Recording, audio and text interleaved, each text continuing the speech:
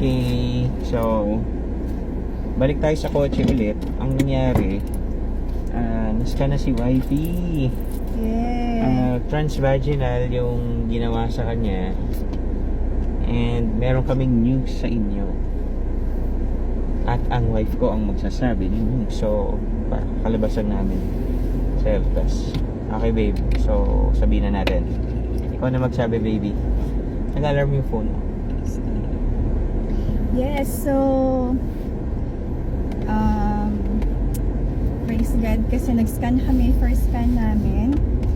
And nakita ni Doc na meron tayong isang sack. Yay! So, grateful kami ni Biik. Sa dalawang embryos na nilagay ni Doc, isa ang nabuo, and thankful kami doon kay God kasi alam mo, si God pa rin naman. Oh, it's really God. It's really God.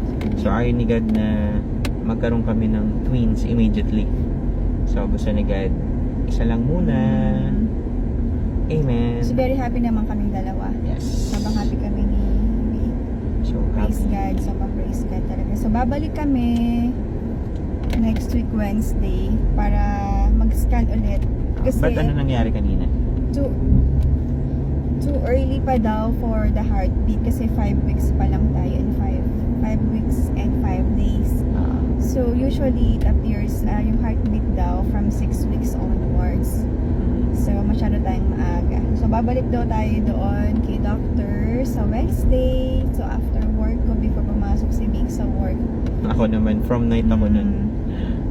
So punta kami sa doctor ulit. God's will. Yun lang. So now we're off to do our groceries kasi papasok na ako after 3 weeks. Yeah. Work. Back to work. And yun. So bibili kami ng mga food na pwedeng kainin, baunin sa work. Pagkain nilang dalawang mag-ina. Hindi, pagkain natin na daddy. Pagkain natin. Ay, pagkain pala na. Kasama pala ako doon. Kasama naman ang daddy. Kasama pala ang daddy. So, yun. And we're very happy. Thank you, Lord. Thank you, Lord.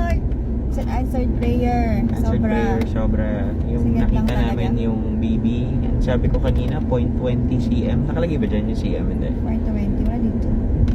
So, Maliit pa talaga siya. super liit pa niya. Sobrang maliit pa lang siya. Nagde-develop pa lang. Yeah. Nag-start na mag-develop yung kanyang body. So, Yun lang. 6 weeks may heart na siya. So, I therefore conclude na nauuna pala yung ibang parts bago yung heart. So, Parang nervous system. mga ganun-ganun nervous pa siya. system muna yung nabubuo bago yung heartbeat. Pero nakakatuwa makita yung embryo. Kaya nakakatuwa makita na nag-develop na talaga yung Pangarap ko. Alam mo, pangarap ko na pangarap mo. na pag-check, pag ultrasound ko ng transmit, pangarap ko makakita ng sac. Nakita ko ng sac kanina, yung sac ng baby natin. Gusto ko maiyak. Grabe, Pangarap babe, ko no? yun. Grabe ako rin, hindi ako makapaniwala. First time ko nakita yung anak ko na nag-develop na talaga. Alam mo yan, nasa sac na siya. Nasa loob na siya ng sac, nasa placenta na talaga siya. So parang nakakatuwa lang, ganun pala yung feeling, no? Pag first time first time parents, tapos first time mo nakita yung ultrasound. We're just grateful kasi yung generation natin meron na mga ganito, may ultrasound na gaya nung mama mo, babe. Pwede may kay mama. Ano yung nangyari sa mama ni yung mama kasi ni Glay, may siya, meron silang May kambal kami. May Yun. kambal akong kapatid. Next to me, kambal. So, hindi pa naman yung mga ultrasound before, di ba? Siguro uso na pero hindi nakapag-ultrasound si mama.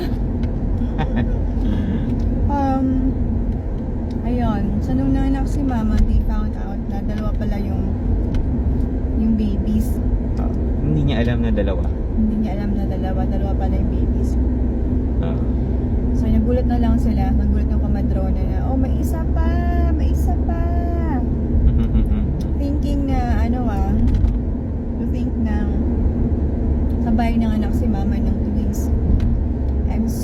proud of my mama. Kasi lahat kami sa bahay kami pinanak eh. Wow. At sa bahay din pinanak yung twins. Imagine yung hirap ng panganak niya. Inire mo yung dalawa Hindi niya yung dalawa. in one shot. Hindi naman, ilang minutes ang pagitan. Pero nakakaano, no? Dalawa. Yung akala niyang tapos na yung, yung Kala iri niya, niya. oo. Kala niya tapos na. Parang poops lang. Tsaka yung isang kapatid ko, nauna yung paa sa bridge presentation.